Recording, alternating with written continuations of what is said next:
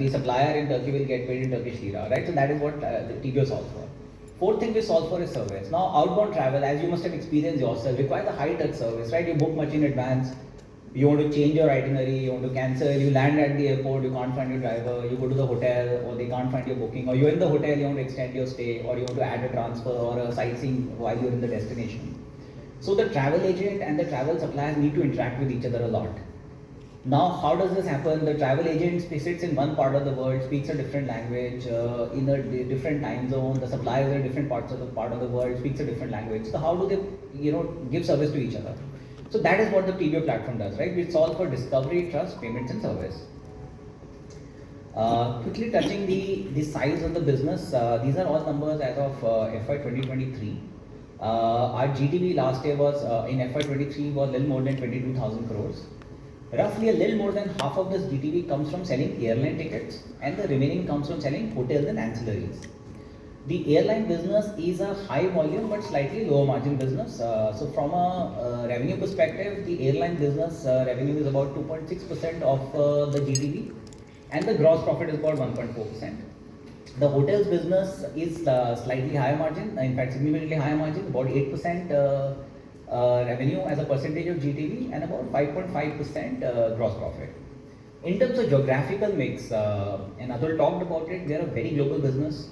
When you look at the numbers on the screen, this is from bases where the travel was booked from, right? So these are not destinations, but what we call source markets. Where are people traveling from? So you will see, while India obviously is our largest source market from an airline perspective, about 11,000 crores of airline GTV happened from India. So either India domestic or India outbound. The business from a hotels perspective is actually quite fragmented and diversified.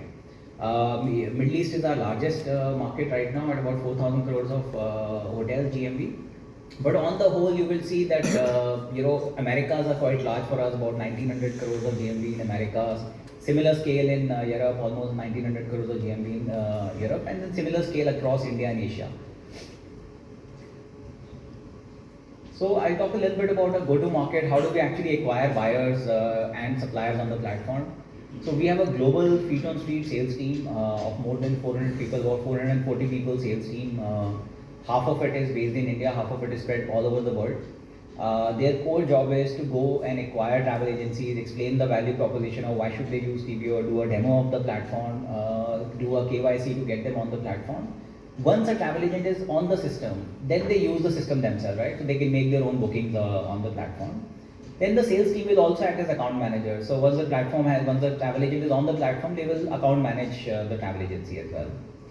On supply side, the model is similar. We have a feet-on-street global supply onboarding team, which spans across all the key destinations. They work with hotels, hotel chains, global chains to onboard them on the platform. So their work is to negotiate rates with the hotels. While the negotiation happens locally, the actual onboarding is all platform driven. So we have a very, very sophisticated tech stack which allows us to quickly onboard any airline, hotel, ancillary, cruise, etc. inventory on the platform in a fairly automated manner. So all the logos that you're seeing over here are all the connectivity platforms that we've created in-house, which allow us to quickly onboard new supply. We are a platform business. We have buyer demand on one side and supplier demand on one side. And you will see that the business has been growing at a fairly exponential pace for the last 4 or 5 years. And why this happens is because of what are called network effects. Essentially what happens is when you keep adding more travel agents on the platform, your existing hotels become more productive, right? So same hotel in London is relevant for travel agents in India, but you add travel agents in Brazil and then the same hotel sells from Brazil as well. Then you add travel agents in Indonesia and the same hotel sells from Indonesia as well. Right, so as you add more and more travel agents, your existing hotels see more productivity happen. And the same thing happens on the reverse as well. As you add more and more hotels on the platform, your existing travel agents become more productive, right? So if you were selling hotels in London and Dubai till last year, now you added hotels in New York, the same travel agents will also buy hotels in New York. So this creates what's called a flywheel or a network effect.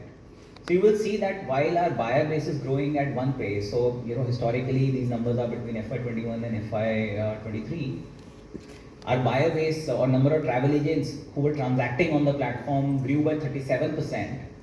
The number of hotels sold on the platform doubled, right? So those 37% growth in buyer base led to 100% growth in the number of hotels selling on the platform.